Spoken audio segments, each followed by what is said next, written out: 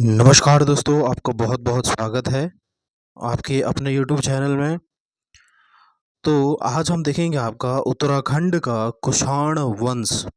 इससे पहले हमने देखा आपका उत्तराखंड में कौन सी राजवंश आए। सबसे पहले आपका आया कुड़िंद राजवंश, उसके बाद आया कुड़िंद का पतन होने के बाद आया आपका शक राजवंश, ठीक है।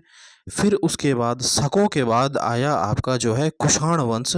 तो आज हम देखेंगे आपका जो है कुषाण वंश के बारे में, और इसके बाद जितने भी आपके अन्य जो वंश हैं वह हम इस वीडियो में देखेंगे। तो अगर आपको ये वीडियो पसंद आएगी तो आपसे रिक्वेस्ट है कि ज़्यादा से ज़्यादा शेयर करें और सब्सक्राइब करें चैनल को। चलिए, शकों के पतन के पश्चात इस क्षेत्र में कुषाण का अधिकार हुआ। आपके जो शक वंश थे उनका पतन हो चुका था। उसके बाद यहाँ पे आपका अधिकार किया कुषाण वंश ने। इसका शासन उत्तराखंड में 78 ईस्वी से लेकर 102 ईस्वी के तक रहा, ठीक है। जो आपका कुषाण का जो आपका शासनकाल था वह था आपका 78 से लेकर 102 साल ईस्वी तक रहा, ठीक है। चलिए देखते हैं इसके बारे में। कुषाण को हम हिमकेसर के नाम से भी जानते हैं। बहुत महत्वपूर्ण प्रश्न है कि किस राजवंश को हम हिमकेसर के नाम से भी जानते हैं, तो ये है आपका कुषाण राजवंश। कुषाणों का सबसे शक्तिशाली शासक कनिष्क था, जिसने तराई क्षेत्र पर अधिकार किया और जिसकी राजधानी पुरुषपुर या पेशावर थी, ठीक है। आपको ध्यान में रखना है कि जो कुषाणों का सबसे शक्तिशाली जो शासक था वह था आपका कनिष्क। राजा कनिष्क जो था वह इनका क्या है, सबसे शक्तिशाली शासक था, जिसने आपका तराई क्षेत्र कहाँ था आपका, ये हरिद्वार, जो आपका हरिद्वार साइड है आपका, वो उसे हम इलाके को हम क्या बोलते हैं, तराई क्षेत्र, इस पर अधिकार किया था और उसने अपनी राजधानी पुरुषपुर या फिर पेशावर बनाई थी, ठीक है। अगला देखते हैं अब हम। कनिष्क की पहली मुद्रा बिजनौर से मिली और यह स्वर्ण मुद्रा थी। जो आपका राजा कनिष्क है उसकी जो मुद्रा मिली है वह कहाँ से मिली है, बिजनौर से मिली है। और यह कौन सी मुद्रा है, यह क्या है, स्वर्ण मुद्रा थी। भारत में सर्वाधिक शुद्ध सोने के सिक्के कुषाणों ने जारी किए थे। जो सोने के सिक्के हैं वह शुद्ध सोने के सिक्के वह आपके कुषाणों ने जारी किए थे। कुषाणों की मुद्रा मुनि की रेती, जो आपका ऋषिकेश में है, खटीमा से, वीरभद्र यानी काशीपुर से, और मोर ध्वज कहाँ, वो आपका कोटद्वार से हमें प्राप्त हुई है। आपको ध्यान में रखना है कि कुषाणों की जो मुद्रा मिली है वह कहाँ से मिली है, मुनि की रेती, खटीमा, वीरभद्र, काशीपुर, मोर ध्वज, कोटद्वार से हमें प्राप्त हुई है। तो ये हमने पढ़ा आपका जो है कुषाण वंश, ठीक है। कुषाण कब आए थे, इनका प्रतापी शासक क्या था, इन्हें क्या कहते थे। इनकी पहली मुद्रा हमें बिजनौर से मिली है, ठीक है। शुद्ध सोने के सिक्के इन्होंने चलाए थे और कहाँ कहाँ से मिले ये हमने देखा। इसके बाद जो राजवंश आता है वह आता है आपका उत्तराखंड का योधेय वंश, सॉरी, उत्तराखंड का योधेय वंश आता है। कुषाणों को कुचलने में मुख्य भूमिका योधेय शासकों की थी, ठीक है। जैसे आपने देखा कि शकों का जो पतन हुआ था वह किसके द्वारा हुआ था, कुषाणों के द्वारा हुआ था। उसके बाद जब कुषाणों का पतन हुआ तो तब हमारे उत्तराखंड में जो शासन किया वह क्या आपका योधेय वंश ने। यह एक लड़ाकू जाति थी। उनकी जानकारी का स्रोत इनकी मुद्राएं थी, ठीक है। जो योधेय वंश है उसकी जानकारी हमें उनकी क्या है, मुद्राओं से मिलती है। उनकी मुद्रा एक तरफ योद्धा गणेशजय और दूसरी तरफ शूलधारी कार्तिक की मूर्ति मिलती थी। उनकी जो मुद्रा थी उस पर क्या हमें क्या मिलता था, एक तरफ योदय गणेश जय का शब्द मिलता था और दूसरी तरफ आपको जो है शूलधारी जो कार्तिकेय की क्या है मूर्ति मिलती थी, जो आपके योधेय वंश हैं इनकी मुद्रा में। अयोध्या का शासन यहाँ पे हो जाएगा, योधेय हो जाएगा। योधेय वंश का शासन गणनात्मक था, इनको गुप्तों के द्वारा पराजित किया गया था, ठीक है। अगला देखते हैं अब हम। इनका प्रमाण हमें कहाँ से मिलता है, इनकी मुद्राएं हमें कहाँ से प्राप्त हुई हैं, जौनसार बहावर देहरादून से तथा कालो डांडा लेंसडॉन से हमें क्या है, योधेय वंश की मुद्राएं प्राप्त हुई हैं। आपको ध्यान में रखना है, ठीक है। जौनसार भाव और देहरादून तथा कालो डांडा कहाँ है आपका, लैंसडाउन में है। यहाँ से हमें योधेय वंश की जो है सिक्के जो मुद्रा है वह मिली है। अगला देखते हैं हम, युगसैल का गोत्रीय वंश कालसी का इलाका जिनकी राजधानी हरिपुर थी।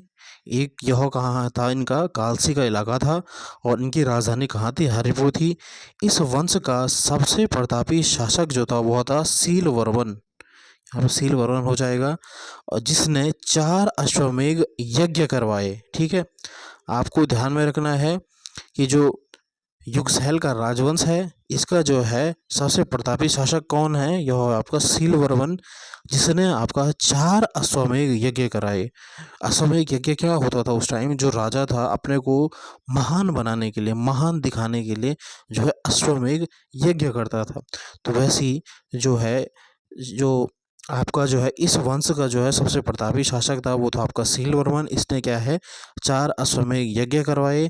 इसने यह यज्ञ यमुना के बाएं तट पर बाड़वाला नामक स्थान पर करवाए। बहुत इंपॉर्टेंट है, जो आपका सीलवर्मन है इसने जो है 4 अश्वमेध यज्ञ किस कहाँ नदी के तट पर कराई, तो यमुना नदी के तट पर, क्योंकि यह क्या है कालसी का इलाका है, और बाड़वाड़ा नामक स्थान पर इसने यह यज्ञ करवाया। ठीक है, तो ये था आपका युगसैल का गोत्रीय वंश। और इसका प्रमाण हमें क्या मिलता है, देहरादून के जगतग्राम से, देहरादून के जगतग्राम में बाड़वाला यज्ञ वेदिका का निर्माण किसने करवाया, आपका युगसैल का राजवंश जो था। ठीक है, इसका प्रमाण हमें कहाँ से मिला, आपका जो देहरादून का जो बाढ़ वाला इलाका है वहाँ से हमें एक यज्ञ वेदिका मिली है। ठीक है, आपको ध्यान में रखना है, आपसे प्रश्न पूछ सकता है कि कालसी इलाके में जो देहरादून में स्थित है आपका, यहाँ से हमें यज्ञ वेदिका जो है वह किस राजवंश की मिली है। ठीक है, इस प्रकार का प्रश्न पूछ सकता है। चलिए अगला देखते हैं अब हम, शिव भवानी राजवंश। ये आपके छोटे छोटे राजवंश हैं। ठीक है, सबसे पहला है आपका कि ये इनका जो क्षेत्र था, इनका भी कालसी का इलाका था। राजा शिव भवानी ने एक अश्वमेध यज्ञ करवाया था। कितने अश्वमेध यज्ञ करवाए थे, एक अश्वमेध यज्ञ करवाया था। इसकी जानकारी हमें कहाँ से मिलती है, अंबाड़ी अभिलेख से मिलती है। ठीक है, ये भी आपको ध्यान में रखना है कि जो शिव भवानी राजवंश था उनका जो प्रतापी जो राजा था वह था आपका शिव भवानी, और इसने जो है एक अश्वमेध यज्ञ करवाया था। इसकी जानकारी हमें कहाँ से मिलती है, इसकी जानकारी हमें अंबाड़ी अभिलेख से मिलती है। अगला देखते हैं अब हम, छगलेश राजवंश। ये आपका यूके 8080 में पूछा गया था आपका कि इसकी जानकारी हमें कहाँ से प्राप्त होती है। तो इस छगलेश राजवंश की जानकारी हमें लाखा मंडल अभिलेख से मिलती है। यूके 8080 आपका ये क्वेश्चन पूछ चुका है। ठीक है, कि जो छगलेश राजवंश है इसकी जानकारी हमें कहाँ से प्राप्त होती है, तो ये इसकी जानकारी हमें होती है आपकी लाखा मंडल अभिलेख से मिलती है। अगला देखते हैं हम, गोविषाण का मित्र राजवंश। गोविषाण आपका किसका नाम है, आपका जो पुराना नाम है ये गोविषाण जो है यह आपका काशीपुर का नाम है, आपको ध्यान में रखना है। उनकी जानकारी का प्रमुख स्रोत इनके भी सिक्के थे आपके। ठीक है, इनके सिक्कों पर प्राकृत भाषा में स्टिका लेख लिखा गया है। बहुत इंपॉर्टेंट है आपका कि इनकी जो है आपका जो है इनके सिक्कों पर जो है प्राकृत भाषा में क्या है स्टिका लेख लिखा गया है। किसकी जो सिक्के थे वो थे आपके गोविषाण का मित्र राजवंश है ये। ठीक है, इसके बाद गोविषाण का राजवंश भी आएगा, लेकिन अभी हम पढ़ रहे हैं गोविषाण का आपका मित्र राजवंश। अगला देखते हैं हम, इनकी मुद्राएं जो थी, इनकी मुद्राओं से हमें 2 राजाओं के नाम प्राप्त होते हैं। कौन कौन से 2 राजा थे आपके, मातृमित्र और पृथ्वी मित्र। इंपॉर्टेंट है आपका। ठीक है, जो आपका गोविषाण का मित्र राजवंश था, इनकी जो सिक्के हैं वह क्या है प्राकृत भाषा और इसमें क्या है स्टिका लेख में लिखा गया है। और इन मुद्राओं से जो है हमें 2 राजाओं के नाम प्राप्त होते हैं, मित्र, मातृमित्र और पृथ्वी मित्र। ठीक है, अगला देखते हैं अब हम, अगला है आपका नागवंश। 6वीं शताब्दी में उत्तराखंड पर नागवंश के शासकों ने शासन किया। गोपेश्वर त्रिशूल लेख में 4 नाग राजाओं के नाम मिलते हैं। जो आपका गोपेश्वर त्रिशूल अभिलेख है वहाँ से हमें क्या है 4 नाग राजाओं के नाम मिलते हैं जो मैंने इससे पहले पढ़ा है आपको, जो आपको गोपेश्वर का त्रिशूल है आपका गोपीनाथ मंदिर में, वहाँ पे हमें क्या है एक अभिलेख मिला है। त्रिशूल पे लिखा गया है 4 नाग राजाओं के नाम। कौन कौन से राजा थे वो थे आपके स्कंदनाग, विभनाग, अंशुनाग और गणपति नाग। ठीक है, बहुत इंपॉर्टेंट प्रश्न है आपका कि गोपेश्वर त्रिशूल लेख से जो है वह 4 राजाओं के जो है नाम प्राप्त होते हैं, स्कंदनाग, विभनाग, अंशनाग और गणपति नाग। ठीक है, यमुना घाटी में यदुओं का अस्तित्व मिटाने का श्रेय नाग शक्ति को जाता है। ठीक है, आपको जो यमुना घाटी है वहाँ से पहले यदुओं का जो है अस्तित्व था, उनको मिटाने का श्रेय भी आपको नाग शक्ति को जाता है, नाग वंश को जाता है। इनका प्रमाण कैसे मिलता है हमको कि यहाँ हमारे उत्तराखंड में जो है नाग वंश आया था, यह नाग वंश का राज था। इसका प्रमाण हमें मिलता है उत्तराखंड से प्राप्त आपके नाग मंदिर, क्योंकि हमारे बहुत प्रसिद्ध आपके जो है नाग मंदिर पाए गए हैं और यह किसने बनाए, आपके नागवंश ने बनाए हैं। तो सबसे पहला मंदिर जो है वह है आपका सेम मुखेम, जो आपका टिहरी में पड़ता है। ठीक है, उसके बाद आता है नागनाथ मंदिर आपका जो है चंपावत में। फिर आता है बैरीनाग मंदिर आपका पिथौरागढ़ में। तो ये किसके समर्पित है, आपका नाग वंश के जो है से रिलेटेड है आपका ये। ठीक है, तो इस मंदिर से हमें पता लगता है कि जो आपके हैं उत्तराखंड में आपका नाग वंशों ने भी यहाँ पे आपका राज किया था। ठीक है, तो ये पढ़ा हमने आपका नागवंश। अगला देखते हैं हम, यहाँ पे आपका एक इम्पोर्टेंट लाइन लिखी गई है कि गोपेश्वर का त्रिशूल अभिलेख जो था, यहाँ से हमें जो है नागवंश का सबसे प्रतापी जो राजा था वो था आपका गणपति नाग। अगर आपसे पूछा जाएगा कि जो है नागवंश का सबसे प्रतापी राजा कौन सा है, तो ये है आपका गणपति नाग, आपको ध्यान में रखना है। अगला है आपका राजा हर्ष के पश्चात उत्तराखंड। ठीक है, कि हर्ष के पश्चात आपका उत्तराखंड किस प्रकार था, क्योंकि हर्ष ने भी यहाँ पे जो है अधिकार किया था, शासन किया था। बाणभट्ट द्वारा रचित हर्ष चरित्र में हर्ष के उत्तराखंड भ्रमण एवं पर्वतीय कन्या से विवाह का वर्णन मिलता है। यानी जो बाणभट्ट था जिसने आपका क्या है हर्ष चरित्र आपका जो है रचयिता थे इसके, उन्होंने इसमें कहा था कि हर्ष ने जो है यहाँ उत्तराखंड में भ्रमण किया और जो यहाँ की पहाड़ी कन्या है उनसे विवाह का वर्णन भी मिलता है। हर्ष के शासनकाल में ह्योंसांग उत्तराखंड भ्रमण पर आए थे और इन्होंने हरिद्वार को मयूरपुर के नाम से संबोधित किया। बहुत इंपॉर्टेंट प्रश्न है, आपसे पूछा जाता है कि ह्योंसांग ने आपका हरिद्वार को क्या कहा, तो ह्योंसांग ने हरिद्वार को कहा मयूरपुर। और वह किसके शासनकाल में आया था, वह हर्ष के राजा हर्ष के शासनकाल में हमारे उत्तराखंड में आया था। ये भी आपको ध्यान में रखना है। अगला है आपका शत्रुघ्न राजवंश, ये आपके छोटे राजवंश हैं। यह इनका राज्य जो था वह गंगा और सतलुज के मध्य था। ठीक है, इसके मध्य से यमुना नदी बहती थी और उत्तर से हिमालय तथा दक्षिण में मैदानी इलाका था। ठीक है, तो ये उतना इम्पोर्टेंट नहीं है आपका, फिर भी मैंने आपको बता दिया। अगला है आपका जो है गोविषाण राजवंश। यह पश्चिमी रामगंगा और शारदा नदी के तट पर है। इसके उत्तर में कौरव राजवंश था और दक्षिण में आपका क्या था, मैदानी इलाका था। वर्तमान में इसकी स्थिति आपका कहाँ है, काशीपुर और उसके आसपास के क्षेत्र में है आपका गोविषाण राजवंश जो था। ठीक है, अगला देखते हैं हम पौरव राजवंश। इस राजवंश का संस्थापक और जो था वह था आपका विष्णुवर्मन था। इस जो राजवंश का संस्थापक था वह था आपका विष्णुवर्मन। इसका विस्तार जो था, इस राजवंश का विस्तार जो था वह गंगा नदी से लेकर आपका काली कुमाऊं तक था। ठीक है, यानी काली नदी से लेकर आपका पूरा एक गढ़वाल का क्षेत्र और पूरा कुमाऊं का क्षेत्र इस राजवंश के अंडर में था। ठीक है, इसका विस्तार गंगा नदी से लेकर पूर्व और काली नदी तक था।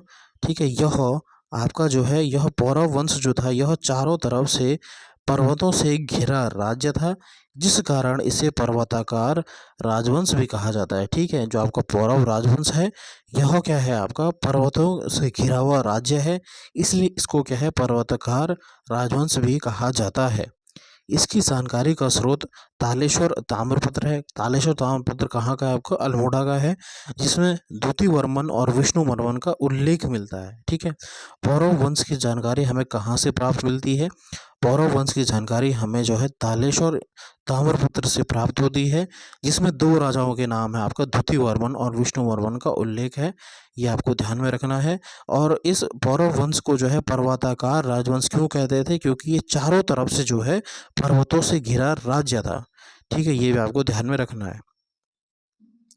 और यहाँ जो था, इन राजाओं ने जो उपाधि रखी थी वह रखी थी आपकी, पौरव वंश के राजाओं ने जो उपाधि रखी थी वह रखी थी आपकी महाराजाधिराज और परम भट्टारक की उपाधि आपके पौरव राजवंश के राजाओं ने रखी थी। ठीक है। तो स्टूडेंट्स, आज हमने देखा आपके जो है उत्तराखंड में सबसे पहले आपका जो आए कुड़िंद वंश आए, फिर उसके बाद शक वंश आए, फिर उसके बाद आपका यहाँ कुषाणों ने आपका जो है राज किया। इन्हें हम हेमकेसर के नाम से भी जानते थे। इनका सबसे शक्तिशाली जो शासक था वह कनिष्क था, जिसने अपनी राजधानी फिरोजपुर बनाई। इनकी पहली मुद्रा जो है वह हमें बिजनौर से मिली है, जो कि स्वर्ण मुद्रा थी। ठीक है। और यह सर्वाधिक सोने के सिक्के जो हैं कुषाणों के द्वारा चलाए गए थे हमारे भारत में। फिर आया उत्तराखंड में कुषाणों का पतन होने के बाद योधेय वंश आया। यह एक लड़ाकू जाति थी। इनकी जो है जानकारी का स्रोत इनकी मुद्रा थी, जिनकी मुद्रा पे लिखा गया था, एक तरफ लिखा गया था योधा गणेश जय, और दूसरी तरफ लिखा गया था जो आपका सूलधारी कार्तिकेय की मूर्ति बनी थी। ठीक है। इनका जो इलाका था वह था आपका जौनसार, भावर, देहरादून तथा कालो डांडा लैंसडाउन से इनकी मुद्राएं प्राप्त हुई हैं। फिर आया आपका युगसैल का गोत्रीय वंश, जो आपका कालसी का इलाका है। इनका जो है प्रतापी शासक जो था वो था सीलवर्मन, जिसने आपका जो है यमुना के तट पर 4 अश्वमेध यज्ञ करवाए। और इसका प्रमाण क्या है कि आपका जगतग्राम बाड़वाला से हमें क्या है कि यज्ञ वेदिका मिली है, जिस पर आपका जो है सीलवर्मन में क्या है आपका 4 अश्वमेध यज्ञ करवाए थे। फिर आता है आपका शिव भवानी राजवंश, जिसने कि प्रतापी शासक जिसका था शिव भवानी, जिसने कि 1 अश्वमेध यज्ञ करवाए थे। और इसकी जानकारी हमें अंबाड़ी अभिलेख से मिलती है। उसके बाद आता है छगलेश राजवंश, जिसकी जानकारी हमें कहाँ से मिलती है? आपका लाखामंडल अभिलेख से मिलती है। फिर आता है गोविषाण का मित्र राजवंश। गोविषाण यानी काशीपुर का इलाका था ये। ठीक है। इनके सिक्के थे आपके जो है प्राकृत भाषा और इष्टिका लेख में लिखे गए थे। और यहाँ से हमें जो है 2 राजाओं के नाम प्राप्त होते हैं, मातृमित्र और पृथ्वी मित्र। अगला है आपका नागवंश। नागवंश जो है वह क्या है आपका उत्तराखंड में आपका जो है गोपेश्वर त्रिशूल अभिलेख में आपके 4 राजाओं के नाम मिलते हैं। इसका प्रमाण मिलता है कि यहाँ क्या है आपके नागवंश आए थे। स्कंदनाग, विभुनाग, अंशुनाग और गणपति नाग, ये 4 राजाओं के नाम मिलते हैं।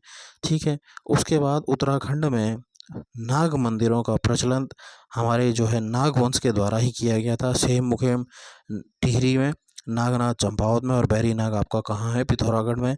और गोपेश्वर त्रिशूलेख जो अभिलेख है वहाँ से हमें पता लगता है कि जो नाग वंश का सबसे प्रतापी राजा था वो था आपका गणपति नाग। फिर आपका जो है राजा हर्ष के पश्चात, हर्ष के अंडर में आपका उत्तराखंड आ गया था।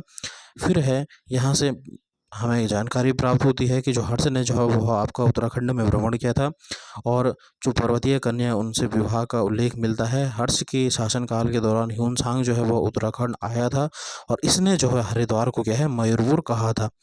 फिर आया आपका शत्रुघ्न राजवंश, जिनका जो राज्य था वह गंगा और सतलुज के मध्य था। फिर आया गोविषाण राजवंश, राम, गंगा और शारदा नदी के मध्य स्थित था। अगला आया आपका अंतिम राजवंश जो है पौरव राजवंश, जिसके संस्थापक जो थे वह विष्णुवर्मन थे। गंगा नदी से लेकर काली नदी तक था।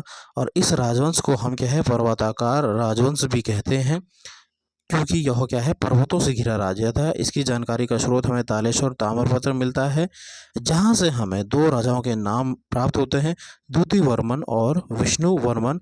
और इन राजाओं ने अपनी जो उपाधि धारण करी थी वह थी महाराजाधिराज, और परम भट्टारक की उपाधि धारण करी थी आपकी किस राजवंश ने? पौरव राजवंश ने। ठीक है।